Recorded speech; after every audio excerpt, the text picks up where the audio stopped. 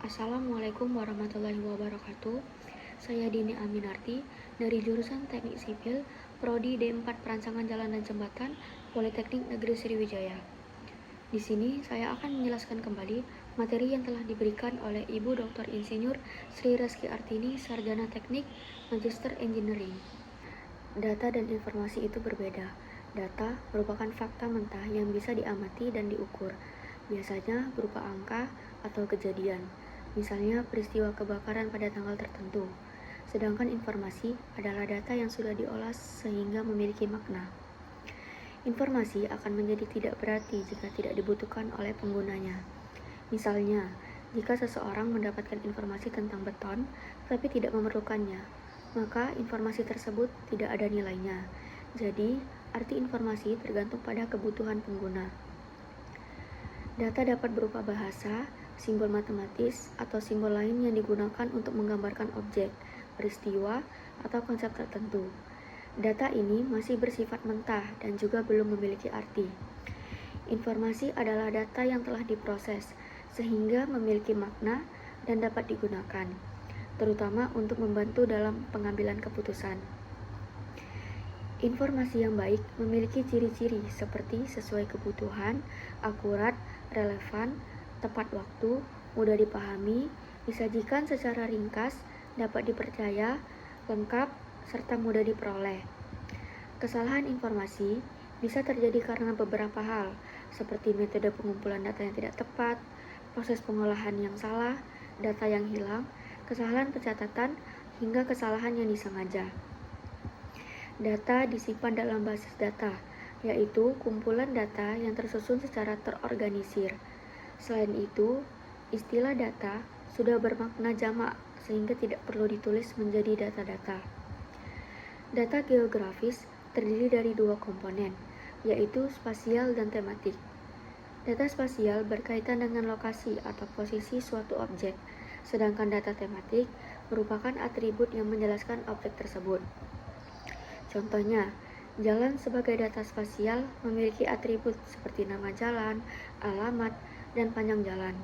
Begitu juga dengan rumah sakit yang memiliki atribut seperti nama, lokasi, luas bangunan, dan juga luas tanah.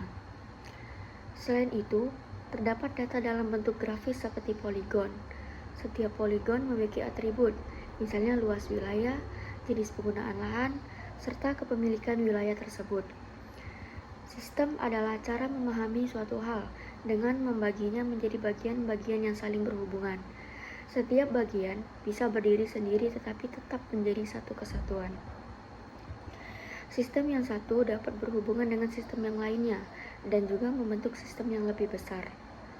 Sistem informasi merupakan gabungan antara manusia dan teknologi yang bekerja sama untuk menghasilkan informasi. Sistem ini mendukung kegiatan operasional, manajemen, dan pengambilan keputusan dalam organisasi.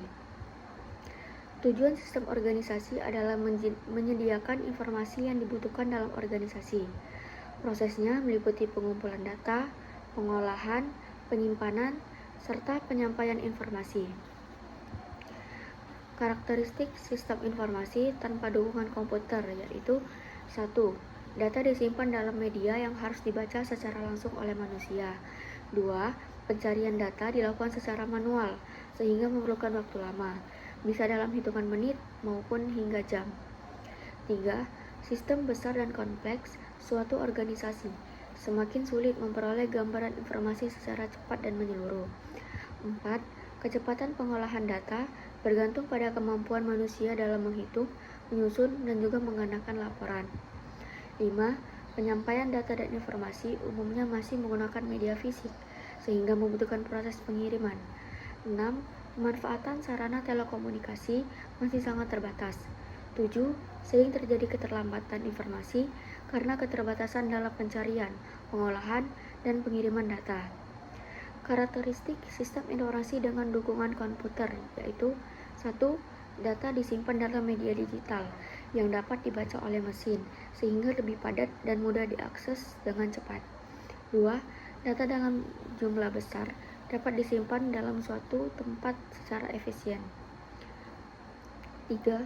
Proses pengolahan data berlangsung sangat cepat tergantung pada kapasitas perangkat seperti penyimpanan, RAM, dan juga prosesor. 4. Pengiriman data dapat dilakukan melalui jaringan telekomunikasi. 5. Keterlambatan informasi relatif kecil, karena proses pencarian, pengolahan, dan pengiriman data berlangsung cepat. 6. Walaupun sistem tersebar di berbagai lokasi, proses pemantauan dan koordinasi tetap dapat dilakukan dengan baik. Sekian penjelasan dari saya, semoga bermanfaat bagi kita semua. Saya akhiri, wassalamualaikum warahmatullahi wabarakatuh.